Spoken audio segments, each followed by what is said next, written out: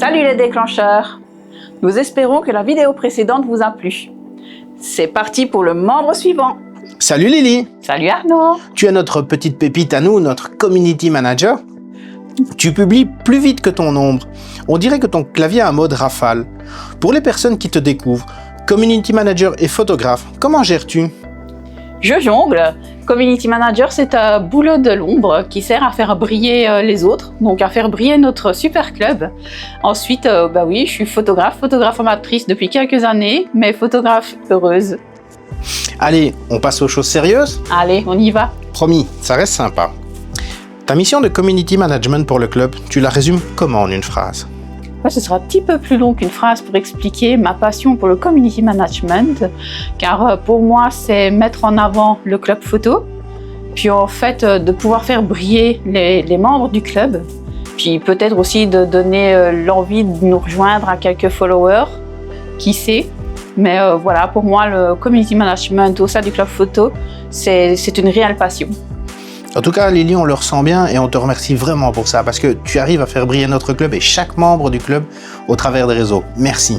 Merci aussi. Quand tu écris une légende, tu pars plutôt de l'histoire, d'un détail technique ou d'une émotion?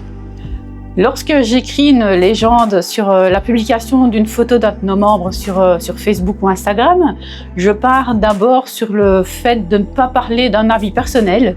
C'est d'abord essayer de mettre en avant la photo, sur un détail, sur la technique, mais si je dois donner un avis personnel, à ce moment-là, je partirai plutôt avec mon profil personnel Facebook.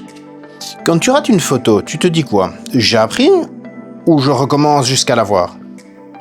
Alors, je suis une éternelle insatisfaite et une éternelle maniaque aussi. Donc les deux mélangés, c'est que je peux refaire la même photo 45 fois s'il le faut, et si j'en ai l'occasion surtout.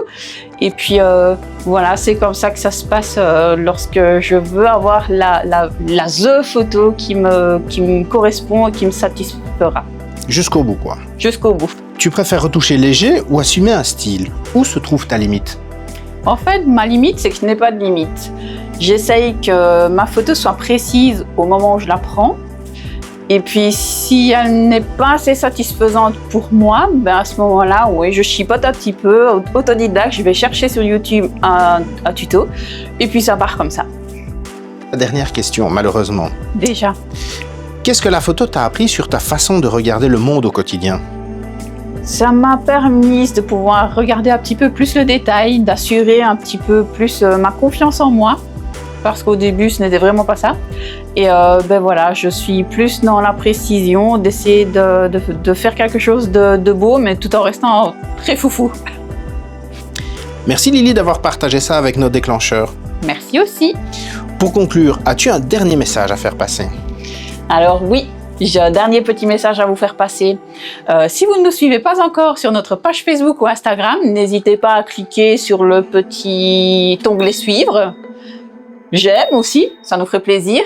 Et puis pour tous nos followers déjà en ligne, on vous remercie vraiment beaucoup pour votre engagement et votre soutien.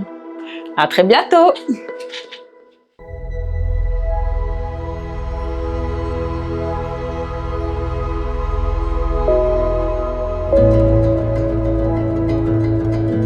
Envie d'en découvrir davantage sur le travail de l'un de nos membres?